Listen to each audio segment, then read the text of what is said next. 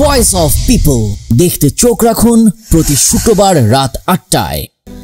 ২০০৮ সাল ক্ষমতার পালাবদল হয়ে সিংহাসনে বসেন হাসিনা। জনপ্রিয়তার শীর্ষে থাকা এই নেত্রী ভেবেছিল তিনি হাঁটবেন এক দীর্ঘ পথ। চোখ ধাঁধানো উন্নয়ন দেখিয়ে জনতার মন গলাতে যেন সে মরিয়া হয়ে উঠেছিল।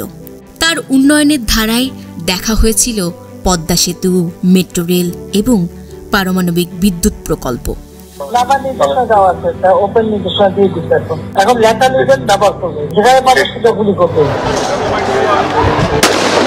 ক্ষমতালোভী হাসিনা ১৫ বছর শাসনামলের প্রতিটি নির্বাচনই ছিল বিতর্কিত। ক্ষমতার সিংহাসনে বসে থাকার জন্য ১৪, ১৮, ২৪ সালের নির্বাচনে দিনের ভোট রাতে করে সে ছিল বেশ সমালোচিত। আকাশে উঠতে থাকা আওয়ামী লীগকেই নিমিষে মাটিতে নামিয়ে দিল ছাত্র জনতা। তারা কখনো কল্পনাতেই ভাবেনি নতুন সরকার গঠনের মাত্র ৭ মাসেই তাদের ১৫ বছরের রাজত্বের অবসান হবে। নিজের রাজনৈতিক সুবিধার জন্য শেখ হাসিনা মুক্তিযোদ্ধা কোটা ব্যবহার করেছেন ঢাল হিসেবে। শেখ হাসিনা ভুয়া মুক্তিযোদ্ধা বানাইছে ২,১০,০০০। তার দলের নেতাকর্মীরা মুক্তিযোদ্ধা সনদ দিয়ে চালাতো নিয়োগ বাণিজ্য। নিজের পছন্দের ব্যক্তিদের দেওয়া হতো সরকারি চাকরি। তার দলের অসৎ কর্মীদের ভুল দিক নির্দেশনার জন্য তিনি ধীরে ধীরে হারিয়ে যান জনতার মন থেকে। আর এই বিষয়টিও তাকে কখনো বুঝতে দেওয়া হয়নি।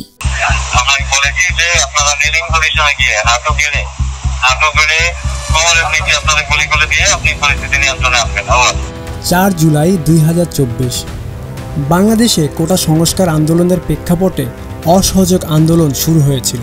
এটি মূলত একটি গণতান্ত্রিক আন্দোলন ছিল, যা সরকারের কোটা পদ্ধতির সংস্কারের দাবিতে শুরু হয়েছিল।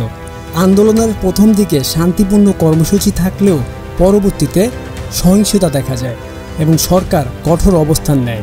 আমি কেন মনে করবো, আমি তো সেদিন সারা রাতে যাই, কালকেও তো দক্ষিণে উত্তরে বলে দিচ্ছি যেখানে যা দরকার আমি তো বলি স্যার। আমি আমাদের দোতলা ঘাবড়ায় যায়। আমাদের নেতাকর্মীরা মাঠে ছিল আপনার নির্দেশনা পাইয়েই সবাই নেমে গেছে। ১০ জুলাই ২০২৪ বেইজিংয়ের মিটিং শেষে শেখ হাসিনা যখন বিশ্রাম নিচ্ছিলেন তখন তার কাছে আসে একটি গুরুত্বপূর্ণ কল। ক্ষণে ক্ষণে সরাসরি শেখ হাসিনার সঙ্গে যোগাযোগ করেন এবং গোপনে ছাত্রদের আন্দোলন দ্রুত ছড়িয়ে পড়া সম্পর্কে অবহিত করেন। শেখ হাসিনা তখন বিষয়টি তেমন একটা পাত্তা দেয়নি। ১৪ জুলাই ২০২৪ গণভবনে একটি সাংবাদিক সম্মেলন করেছিলেন শেখ হাসিনা, যেখানে তিনি প্রশ্নের উত্তরে বলেছিলেন, তার মানে কি মুক্তিযোদ্ধার সন্তান নাতিপুতিরা কেউ মেধাবী না, যত রাজাকারের বাচ্চারা নাতিপুতি হলো মেধাবী, তাই না? তার এই বক্তব্য ছড়িয়ে পড়ে ঝড়ের মতো। আন্দোলনের আগুন আরও অশান্ত হয়ে পড়ে। রাত থেকেই ঢাকার রাজপথ মিছিলে মিছিলে পরিপূর্ণ হয়ে যায়। একটা কথা বলতে চাই, হাসিনা বেশি বাইরেও না। যেই পর্যন্ত তুমি যেই মুসলমান সকল মুসলমান হত্যার এই বাংলার জমিনে জনতার কোনো আদালত হবে। সবার মুখে একটা স্লোগান ভেসে আসে উষ্ণ বাতাসে, তুমি কে আমি কে, রাজাকার রাজাকার, কে বলেছে স্বৈরাচার স্বৈরাচার।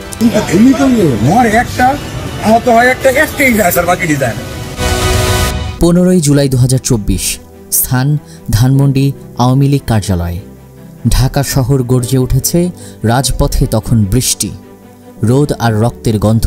ছাত্ররা ক্লাস ফেলে স্লোগানে স্লোগানে চিৎকার করছে, আমার ভাই কবরে, খুনি কেন বাহিরে, আমার সোনার বাংলায় বৈষম্যের ঠাঁই নাই। শাহবাগ থেকে ঢাকা কলেজ, টিএসসি থেকে মিরপুর, চারিদিক ছাত্র ছাত্রীতে পূর্ণ। তারা বই আর ব্যাগ ফেলে হাতে তুলেছে প্লাকার্ড। তাদের চোখে ভয় নেই, মুখে শুধু অভিমান। ঠিক এই সময়ই ধানমন্ডির গলি দিয়ে ঢুকে আওয়ামী লীগের সাধারণ সম্পাদক ওবায়দুল কাদের উঠলেন সংবাদ সম্মেলনে। এক গ্লাস পানি খেলেন, কণ্ঠে ভিজিয়ে অভিজাত রাগ আর মুখে শাসকের একচেটিয়া অভ্যস্ততা। আত্মস্বীকৃত রাজাকারদের জবাব দিতে ছাত্রলীগই যথেষ্ট। শান্ত হয়ে গেল ঘরটা। আবির হলগুলোতে যে ছাত্রলীগের নেতাকর্মী আছে, আমরা ফু দিলে ৫ মিনিটে টিকতে পারবে। ওই অধ্যত্বপূর্ণ বক্তব্যে রাজপথ আরও উত্তাল হয়ে ওঠে। শিক্ষার্থীরা পাল্টা স্লোগান তোলে, আপনারা ছাত্রলীগ আনুন, আমরা আনব আত্মত্যাগ। এরপরেই শুরু হয় ছাত্রলীগের বর্বর হামলা। দিনভর শান্তিপূর্ণ অবস্থান কর্মসূচিতে থাকা ছাত্রদের উপর অতর্কিত হামলা চালায় ছাত্রলীগ। লাঠি, রড, অস্ত্র দিয়ে রক্তাক্ত করে বিশ্ববিদ্যালয়ের চত্বর। রাতের আধারে তারা ঢুকে পড়ে আবাসিক হল ও ছাত্রীদের হলে। মারধর ও হুমকি দিয়ে সাধারণ ছাত্রদের ক্যাম্পাস ছাড়তে বাধ্য করে। সাধারণ ছাত্ররা প্রতিরোধের চেষ্টা চালায়, কিন্তু সশস্ত্র ছাত্রলীগের সামনে তা টিকতে পারে না। পরদিন ক্ষুব্ধ ছাত্রদের জনস্রোত নামলে পাল্টে যায় দৃশ্যপট। ছাত্রলীগ ক্যাডাররা পালিয়ে যায়। তাদের আস্তানা ছাত্রদের রোষে পুড়ে ছাই হয়ে যায়। একটি গণতান্ত্রিক আন্দোলনকে দমন করতে গিয়ে উল্টো গণবিপ্লবের মুখোমুখি হয় সরকারপন্থী ছাত্র সংগঠন। এবারে কোনো কথা নাই, এবার একবার শুরুতে দিবা বলে দিও, দেওয়া দেবে ভিত্তি বলতে বলতে থাকবে। এখন শুরুতে ওই অল্প জমা থাকলে ঠিক আছে করতে হবে, তাহলে আপনারা আসবে না। ঠিক আছে স্যার। এক সময়ের প্রধানমন্ত্রী শেখ হাসিনা তখন ক্ষমতার শেষ প্রান্তে দাঁড়িয়েছিলেন। জনতার মাঝে উত্তাল তরঙ্গ, বিশেষ করে শিক্ষার্থীদের বিক্ষোভে ভরপুর হয়ে উঠেছিল ঢাকার রাজপথ, বিশ্ববিদ্যালয় চত্বর, জেলা শহরের রাস্তাঘাট। একদিকে তরুণদের হাতে প্ল্যাকার্ড, অন্যদিকে পুলিশের বুলেট। এই দুয়ের মধ্যে চলছিল এক অসম যুদ্ধ। ঠিক তখন হাসিনার নির্দেশ আসে, তাদের যেখানে দেখবে গুলি করো।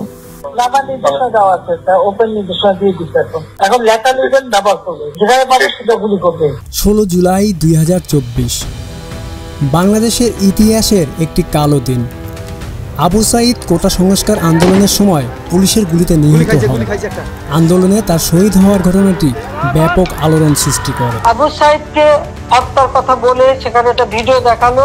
হ্যাঁ, খুব স্বাভাবিক, এটা মানুষের সেন্টিমেন্টে লেগেছে যে তাকে পুলিশ গুলি করে মেরেছে। এখানে আমার প্রশ্নটা হচ্ছে, তাকে যদি পুলিশ গুলি করে থাকে, তো গুলি খাওয়া একটা লোক এরা টেনে নিয়ে গেল, এখানে কিন্তু কোনো রক্তের চিহ্ন দেখা যায়নি। আবু সাঈদ এক তরুণ শিক্ষার্থী, কোটা সংস্কার আন্দোলনে রাস্তায় নেমেছিলেন। স্বপ্ন ছিল একটি সাম্রাজ্য রাষ্ট্র গড়ার, যেখানে মেধাই হবে মূল যোগ্যতা।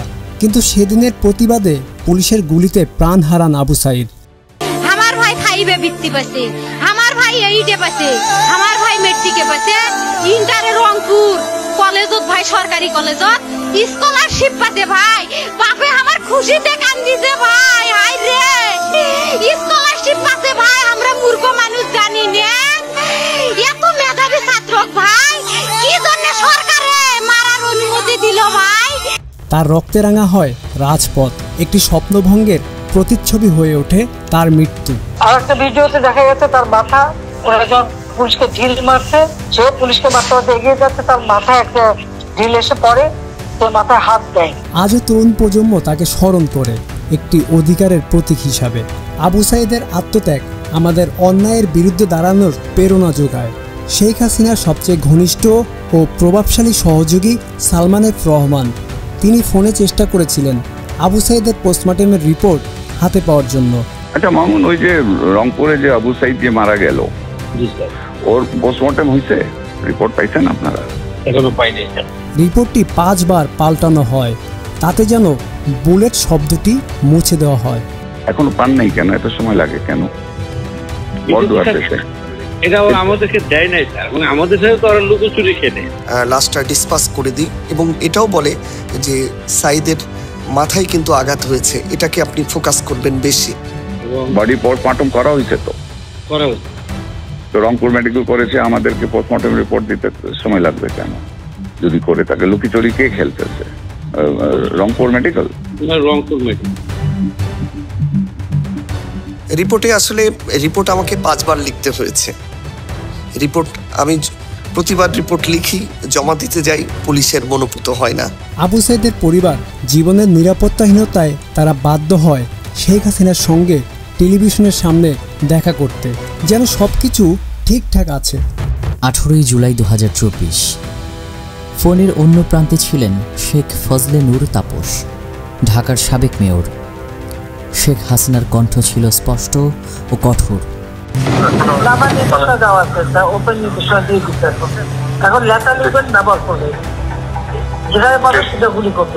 আমার নির্দেশ দেওয়া হয়ে গেছে, ওপেন অর্ডার। এখন মারাত্মক অস্ত্র ব্যবহার করবে।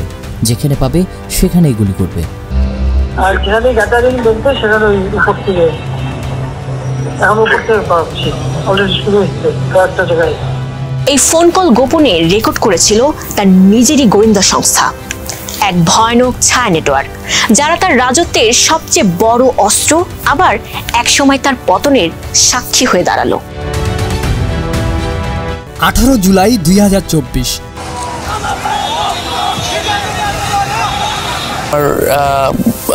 মনে পড়ে যে 5:30টার সময় আমার ওই ফ্রেন্ডের থেকে আমার কাছে কল এসেছে। ফ্রেন্ড আমাকে বলতেছে যে মুগ্ধর গায়ে গুলি লাগছে, তুই তাড়াতাড়ি ক্রিসেন্ট হসপিটালে আয়। আবু সাইদের শহীদ হওয়ার খবর শুনে তাদের হৃদয়ের রক্তক্ষরণ তীব্র হয়ে ওঠে, ক্ষোভে কেঁপে ওঠে তাদের কণ্ঠ।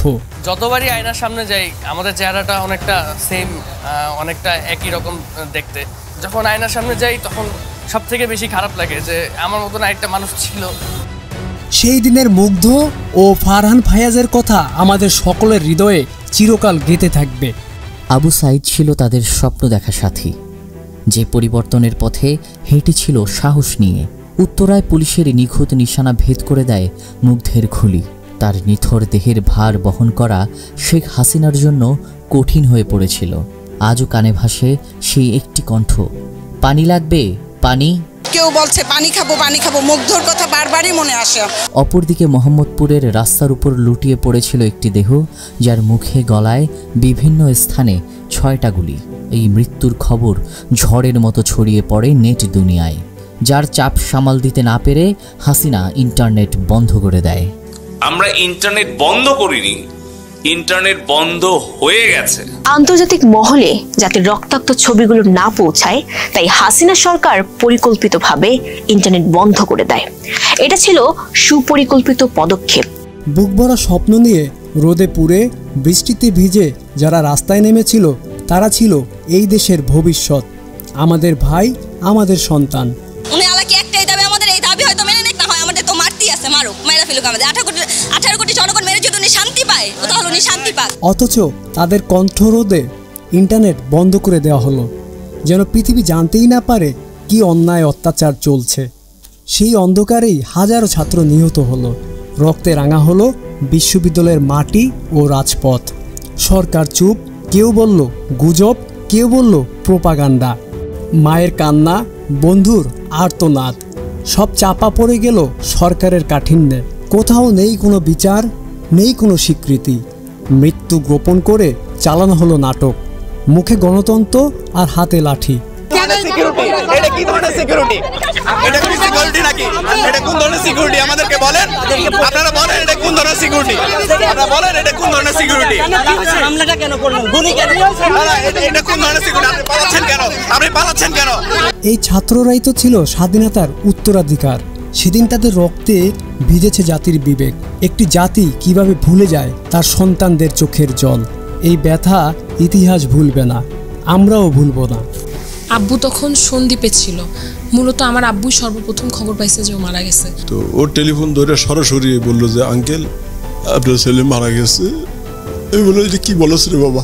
আব্বু ওর ফোন দেওয়ার পরে একটা আননোন মানুষ ফোনটা ধরে ডিরেক্ট এই কথাই বলে আপনার ছেলে মারা গেছে। বাবু আঙ্কেল তাড়াতাড়ি সরাসরি হসপিটালে যান। সিচুয়েশনটা এরকম, ওই ছেলে বলতেছিল যে পরে কিন্তু লাশও পাবেন না। 1 আগস্ট 2024 সাল, ঢাকা শহর গর্জে উঠেছে। রাজপথে মানুষের স্রোত, মুখে একটাই স্লোগান, দফা 1, দাবি 1, স্বৈরাচারের পদত্যাগ। আমার ভাইয়ের রক্ত বৃথা যেতে দেব না। এরা কেউ বিদেশি নন, কেউ সন্ত্রাসী নন, এরা এই দেশেরই ছাত্র, এই মাটিরই সন্তান। কিন্তু সেই দিনগুলোতে প্রধানমন্ত্রী শেখ হাসিনা ছিলেন রক্তচোষা এক শাসক। চারিদিক থেকে ঘিরে ফেলেছে ব্যর্থতা, লাশ, স্লোগান আর প্রতিরোধ।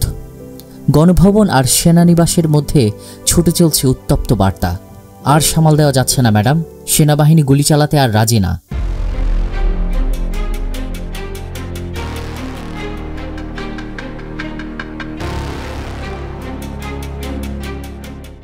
চলমান জুলাইয়ের ছাত্র আন্দোলন নিয়ে সেনাবাহিনীর উচ্চ পর্যায়ের একটি গোপনীয় বৈঠক অনুষ্ঠিত হয়।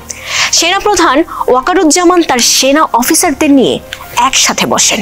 সেখানে অফিসারদের বলতে শোনা যায়, আর না, অনেক হয়েছে, আমরা একমত নই। যদি গুলির নির্দেশ আসে আমরা তা প্রত্যাখ্যান করব। আমরা গুলিবর্ষণ করব না। যদি গুলির নির্দেশ আসে তবে আমরা বিট্রে করব, আদেশ অমান্য করব। উপর থেকে এটা ফায়ার, ফুল ফায়ার, নিচ থেকেও কয়েকটা আসতেছে ছোট ছোট, ওইগুলো মেবি রেঞ্জের কারণে আমাদের কাছে পৌঁছতে পারতেছে না। আমার পাটা ধরে টানে টানে নিয়ে চলে যাচ্ছে। 4 আগস্ট 2024 গণভবনের লাল গালিচা বেয়ে একটি ছোট কনভয় এগিয়ে যায়। সঙ্গে থাকা কিছু বিশ্বস্ত কর্মকর্তা আর SSF সদস্য। তাদের চোখে শঙ্কা। দফায় দফায় হয় মিটিং। তাদের সাথে বসেন শেখ হাসিনা আর তার আস্থাভাজন মন্ত্রী ও বিশেষ সহকারীরা হাসিনাকে আশ্বস্ত করেন সবকিছু স্বাভাবিক আছে। ঢাকায় তখন সেনাপ্রধান জেনারেল ওয়াকারুজ্জামান ফোনে ভারতের সামরিক গোয়েন্দা কর্মকর্তাদের কাছ থেকে বার্তা পান বাংলাদেশ যেন ভুল সিদ্ধান্ত না নেয়, নয়তো সীমান্তে নড়াচড়া শুরু হবে। চিন্তায় পড়ে গেলেন সেনাপ্রধান। 4 আগস্ট মাঝরাতে হঠাৎ আসিফ মাহমুদ সজীব ভুইয়া একটি ভিডিও বার্তা পোস্ট করেন। সেখানে তাকে বলতে শোনা যায়, নাহিদ ভাই ভিডিও বার্তা রেডি রেখেছিলেন। সাহায্যকারী হিসেবে নাহিদ ইসলাম এবং অন্যান্য নেতারাও প্রস্তুত ছিলেন। তাদের পরিকল্পনায় বারবার অন্তর্ভুক্ত ছিল, যদি সংখ্যাগরিষ্ঠতা এবং গণতন্ত্রের শক্তি ব্যর্থ হয় তবে অস্ত্র ব্যবহারের ঘোষণা। সবাইকে 6 আগস্টের পরিবর্তে 5 আগস্ট ঢাকা ব্লক ও মার্চ ফর গণভবন কর্মসূচির ঘোষণা করেন। উত্তাল ঢাকার রাজপথ গর্জে উঠল হাজারো শিক্ষার্থীদের পদচারণায়। স্লোগানে ভেঙে উঠেছে বিদ্রোহ। এক দফা এক দাবি, স্বৈরাচারের পদত্যাগ। ওই দিন দুপুরে বাংলাদেশ আর্মি প্রধান জেনারেল ওয়াকারুজ্জামান ঘোষণা করলেন যে আন্দোলনের চাপে শেখ হাসিনা পদত্যাগ করেছেন এবং পালিয়েছেন নিরাপত্তার স্বার্থে। শেখ হাসিনা পালিয়ে গেছে, শেখ হাসিনা নাই, শেখ হাসিনা চলে গেছে, শেখ হাসিনা পালায় না। সেনাপ্রধান জানালেন, সরকারকে মাত্র 45 মিনিট সময় দেওয়া হয়েছে যেন তারা দেশ ছেড়ে চলে যায়। গণভবনের ভূগর্ভস্থ অস্তিত্ব থেকে ছাপিয়ে পড়ে এই পরিস্থিতি। তবে কোনো বিদায়ী ছিল না, শুধু একটি নিরাপদ ও গোপন রুট অবলম্বন করে সরে যান। শেখ হাসিনা একটি বিদায়ী ভাষণ দিতে চেয়েছিলেন, কিন্তু সেই সুযোগ সে পায়নি, কারণ সময় এতই কম ছিল যে তার নিরাপত্তার জন্য এটি করা সম্ভব ছিল না। দুপুরেই একটি অভ্যন্তরীণ সূত্র থেকে খবর আসে, কয়েক ঘন্টার মধ্যে তিনি ওয়াকিফ হেলিপ্যাড থেকে একটি C-130 সামরিক বিমানে ওঠেন। তারপর ভারতের গাজিয়াবাদ হিন্দন এয়ার বেইজে পৌঁছান। সেখানে তাদের নিরাপত্তায় ভারতীয় NSA এবং সামরিক কর্মকর্তা অপেক্ষায় ছিলেন। সেখান থেকে তিনি দিল্লির একটি গোপন সামরিক ঘাঁটির একটি নিরাপত্তায় বেষ্টিত ভবনে আশ্রয় নেন। গণভবনে ছিল উত্তাল আগুন, ধোঁয়া, প্রচারায় বাকশালীন ক্ল্যাশ, প্রহারিত হয় পুলিশ স্টেশন এবং আওয়ামী লীগের অফিস। হাজারো আহত, কয়েকশো নিহত। শুধুমাত্র ওই দিনেই 91 জন শহীদ হন। এরপর 300 থেকে 600 পর্যন্ত হতাহত বলে গণনা হয়েছে। সরকারের পক্ষ থেকে কারফিউ, জরুরি ছুটি ঘোষণা করা হয়। এই দেশ এক স্বৈরাচার পালিয়ে যাওয়ার গল্প দেখেছে। এই দেশ দেখেছে কিভাবে ক্ষমতা টিকিয়ে রাখতে কেউ দেশের ছাত্রদের রক্তে ইতিহাস লিখে যায়, আর পেছনে ফেলে পালিয়ে যায় হাজারো বিক্ষুব্ধ কণ্ঠ, ছিন্ন বিচ্ছিন্ন বিশ্বাস আর গণতন্ত্রের কবরের মধ্য দিয়ে। এই গল্প আমরা ভুলব না, কারণ এই গল্প আমাদের রক্তে লেখা জুলাই 36, ঠিক যেভাবে লেখা হয়েছিল 52 থেকে 71-এর স্বাধীনতা সংগ্রাম। আর এই 36শে জুলাই আমাদের বাংলাদেশের দ্বিতীয়বার মাথা উঁচু করে দাঁড়ানোর ইতিহাস।